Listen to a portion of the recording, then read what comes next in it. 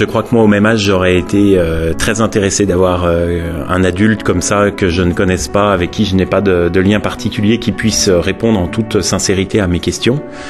Et donc nous, on intervient par rapport à ce qu'a mis en place l'Éducation nationale il y a quelques années maintenant, qui est une obligation d'information en matière d'éducation affective et sexuelle dans tous les établissements scolaires, voilà, au collège et au lycée.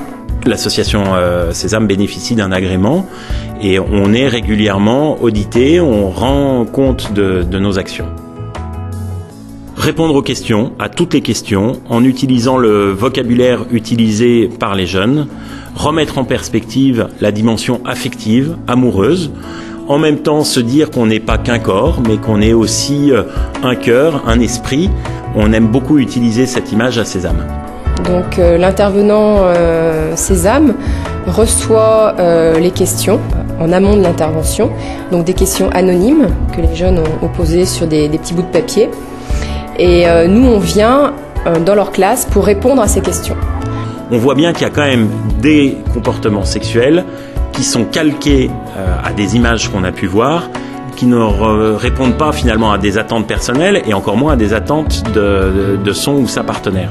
Donc oui, il y a cette évolution-là, et en même temps, moi, ce qui me frappe, c'est que malgré cette déferlante de pornographie, on a quand même encore énormément de choses qui sont exprimées autour de l'amour, voire même du mariage, de sentiments d'une relation qui peut durer, et pas du tout le côté consommation de sexe.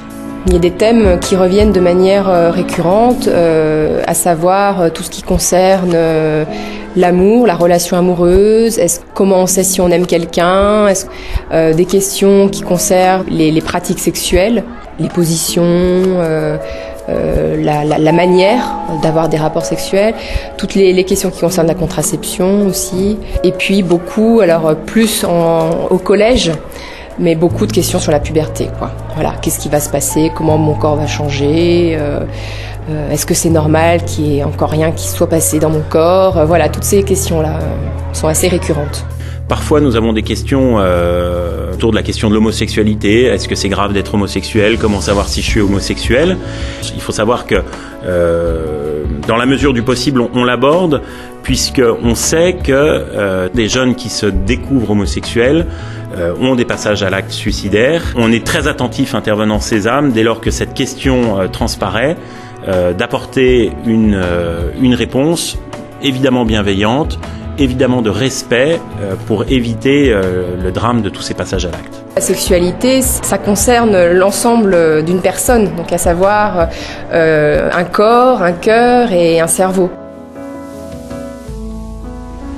Au début, je pense qu'avant de venir ici, on savait pas trop ce que c'était la sexualité, entre guillemets. Moi, je retiens surtout les relations entre filles et garçons, de savoir ce que l'un pense à l'autre, sur l'autre, et voilà. Par rapport aux relations, on saura un peu mieux différencier si c'est vraiment l'amour, plus de l'amour ou de l'amitié. Il y a des choses qui m'ont bien renseigné, j'avais des questions dans ma tête et ça m'a bien éclairée.